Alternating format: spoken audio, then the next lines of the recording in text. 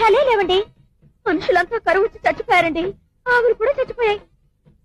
అప్పుడు మిగతా వాళ్ళు విష్ణుమూర్తికి దండం పెట్టుకుంటే అప్పుడు ఆ విష్ణుమూర్తి కప్పరూపంలో వచ్చి ఆ చెరువుని చూడండి, తామరాకు చెరువులో బెకబెక బెకబెక బెకబెక నడిచాడండి.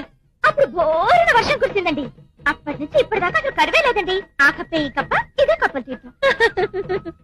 ఏమండి, ఈ రాయండి కోరికలు రాయండి. ఈ రాయి మీద మనం 2 చేతులు పెట్టి మన మనసులో ఉన్నది కోరుకుంటే చేతులు 2 అలా ముందుకు జరుగుతాయి. అలా జరిగాయనుకోండి, మీ కోరిక తప్పక నెరవేరుతుంది. ఏమండి, మీకేమైనా కోరికలున్నాయా? ఉన్నాయి, పెట్టండి, నేను పెడతానుగా.